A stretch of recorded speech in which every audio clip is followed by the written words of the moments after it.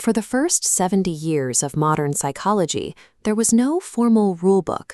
Practitioners relied entirely on assumed, unwritten norms to guide their work. That quiet consensus was shattered by the medical atrocities uncovered at the end of the Second World War. The ensuing Nuremberg trials exposed experiments conducted on human subjects without consent or regard for survival. In response, the scientific community drafted the Nuremberg Code, the first major international attempt to codify research ethics. The trials demonstrated that any discipline dealing with human subjects could no longer trust individual moral compasses or vague professional courtesy. They required explicit, formalized frameworks to prevent severe harm. The psychological community absorbed this shockwave.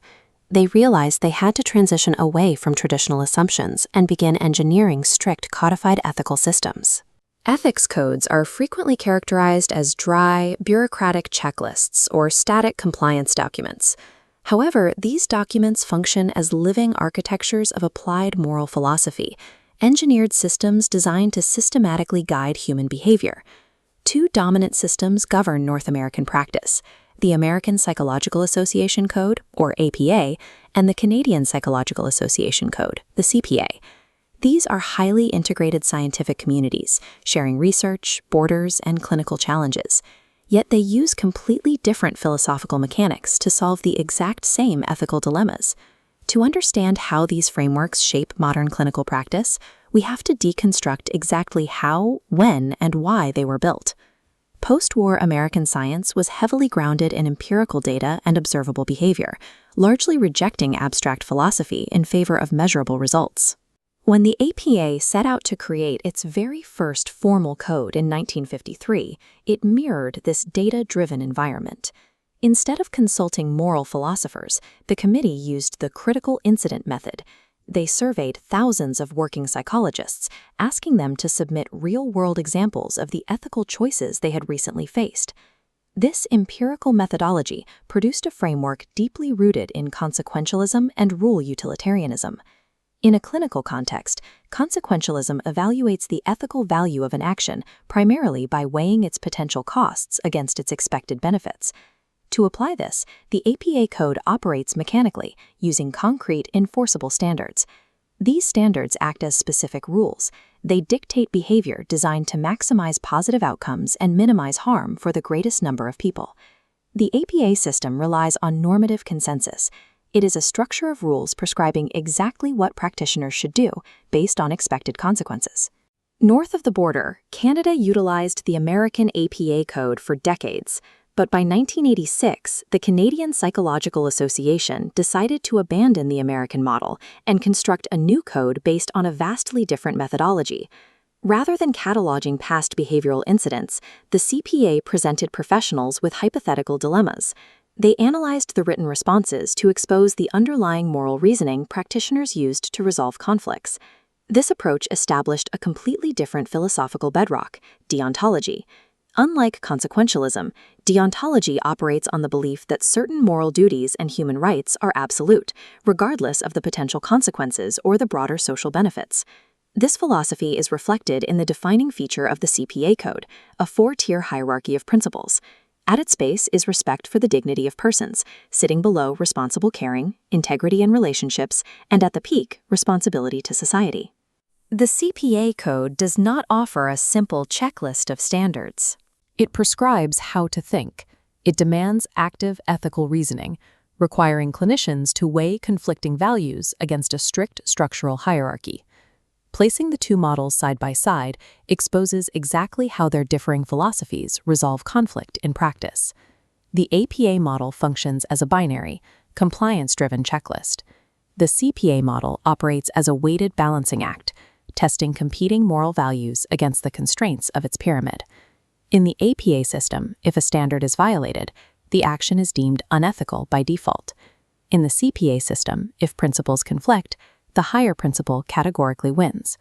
Individual dignity, for example, will always outrank societal responsibility. A strict reliance on rule utilitarianism has a documented limitation. When clinicians encounter novel, unprecedented situations not explicitly covered by existing standards, the APA code can fail to provide clear guidance.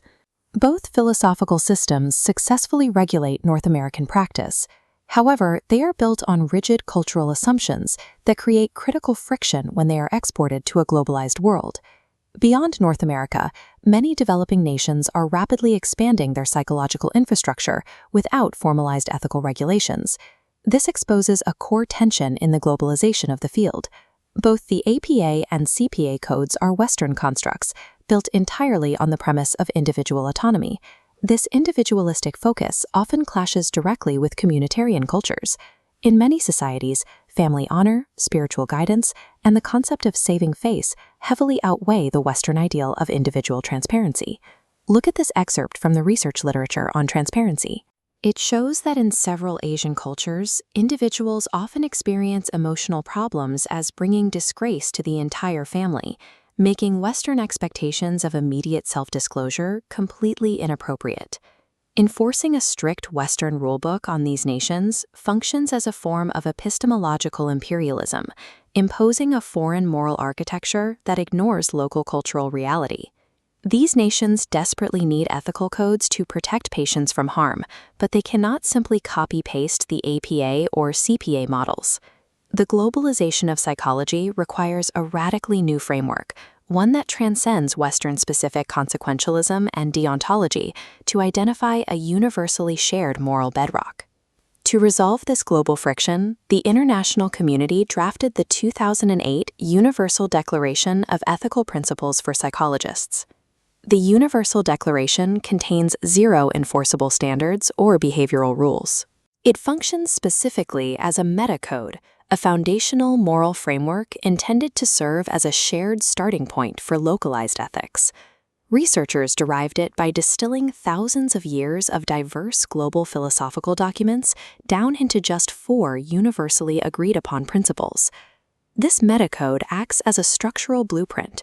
It provides developing nations the core mechanics necessary to build their own unique, localized ethics codes. Today, practitioners worldwide are learning and applying this framework, translating universal principles into culturally specific practice. Ethical practice demands far more than simple compliance with a list of rules. It requires a practitioner's active engagement with historical context, philosophical reasoning, and deep cultural competence. The work of balancing universal human rights against specific local traditions defines the primary challenge for the next generation of psychologists. Ethical architecture must remain a living, evolving system, adapting to ensure the welfare of the human subject remains the ultimate priority.